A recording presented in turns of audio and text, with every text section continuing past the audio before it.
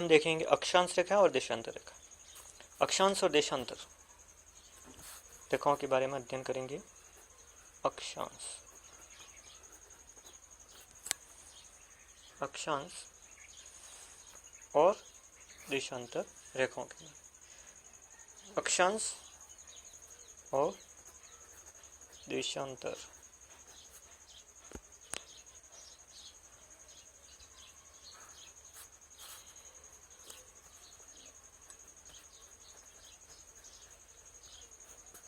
अक्षांश और देशांतर रेखा। ठीक है, अक्षांश और देशांतर रेखा, अक्षांश अलग चीज है और देशांतर अलग चीज है, और अक्षांश रेखा अलग है और देशांतर रेखा अलग है। अभी फिलहाल अपन देखेंगे अक्षांश और देशांतर रेखाएं क्या है। अक्सर इसी के बारे में प्रश्न पूछा जाता, सामान्य भाषा में देखें तो बहुत बार कंफ्यूज हो जाते हैं। ज्योग्राफी से रिलेटेड है ये, भूगोल से संबंधित। तो मैं आपको एक चित्र बना करके दिखा देता हूँ। बहुत बार रेखाओं के नाम आते हैं, तो इन रेखाओं को कैसे हम बनाएं। अक्षांश रेखाओं की बात करते हैं पहले। तो ये आड़ी रेखा होती है, वो अक्षांश रेखा कहलाती है। कौन सी रेखा है? आड़ी, इस तरह की। आपने देखा होगा बहुत बार मानचित्र में इस तरह की रेखाएं बनी हुई होती है। तो ये कौन सी कहलाती है? अक्षांश रेखा। अब अक्षांश रेखाओं में भी अलग अलग नाम है। ये बीचों बीच की रेखा है, इसको हम 0 डिग्री अक्षांश रेखा कहा जाता है। अब जैसे जैसे उत्तर की ओर जाएंगे तो ये बढ़ती जाएगी।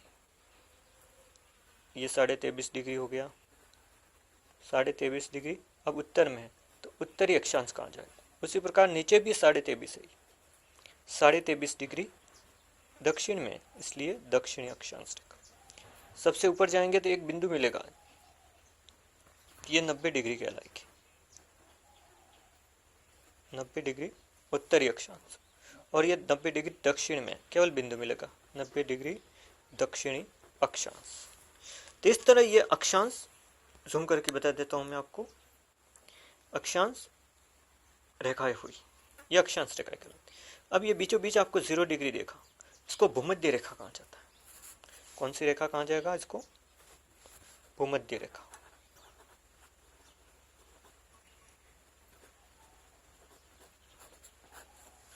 भूमध्य रेखा का मान है 0 डिग्री अक्षांश।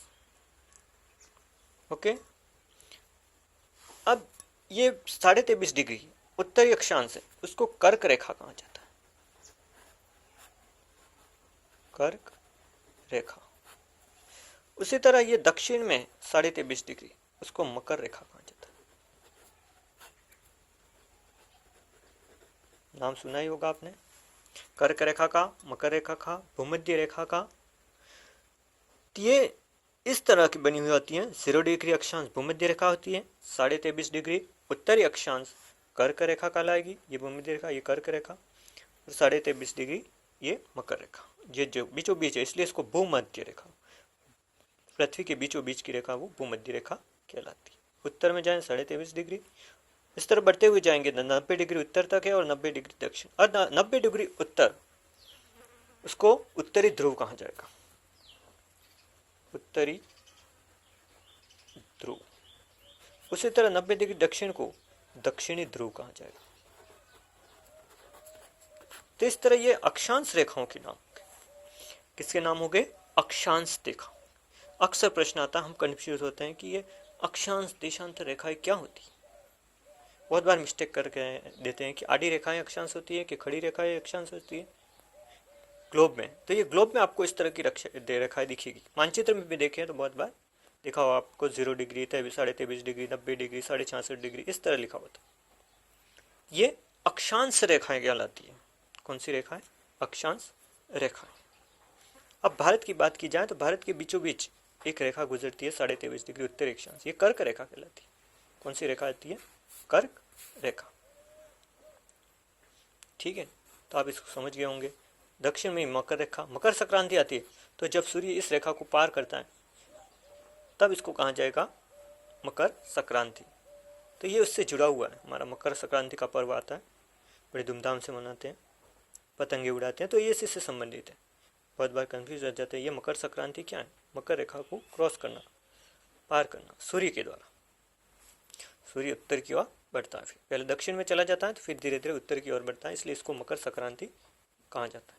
तो इस तरह ये हुई भूमध्य रेखा, कर्क रेखा, मकर रेखा, उत्तरी ध्रुव और दक्षिणी ध्रुव। ठीक है, अब देखते हैं देशांतर। इसका भी एक मानचित्र बना लेते हैं, इसी के अंदर भी समझ सकते हैं हम। खड़ी रेखा होती है जो उत्तर से दक्षिण की ओर, ये बीचों बीच की रेखा, धीरे धीरे इस तरह की रेखा बनती है। ग्लोब पर आपने देखी होगी, तो ये देशांतर रेखा कहलाती है। कौन सी रेखा होगी? देशांतर रेखा। तो ये बीचों बीच की रेखा, ये 0 डिग्री देशांतर रेखा कहलाती है। 0 डिग्री देशांतर रेखा। फिर इधर की ओर बढ़ते हैं, 10, 20, 30, 180 तक होता है। कहाँ तक ये होती है? 180।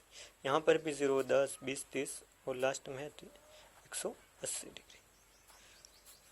अब ये बीचों बीच की भूमध्य रेखा से ये पूर्व की ओर जाते हैं, तो ये पूर्वी देशांतर रेखा, और ये पश्चिमी देशांतर रेखा, पश्चिम की ओर जाते हैं। तो इस तरह 0 डिग्री से 180 डिग्री पूर्व और 180 डिग्री पश्चिम, कुल 360 देशांतर रेखा थी। अक्षांश रेखाएं 90 और 90 180 होती, और ये देशांतर रेखाएं 360। तो ये बढ़ते जाते हैं, दोनों मिलाकर के 360 हो गए। अब देखते हो ये बीचों बीच की जो रेखा, उसको उस देशांतर रेखा का नाम है ग्रीनविच। ग्रीनविच रेखा, ये 0 डिग्री देशांतर रेखा कहलाती है। 0 डिग्री देशांतर, ये बीचों बीच में, इसलिए इसे ग्रीनविच रेखा कहा जाता है। ये लंदन से निकलती है, लंदन के पास से निकलती है ग्रीनविच रेखा है, इसलिए इसको कहा जाएगा वहाँ ग्रीनविच नाम से जानी जाती है।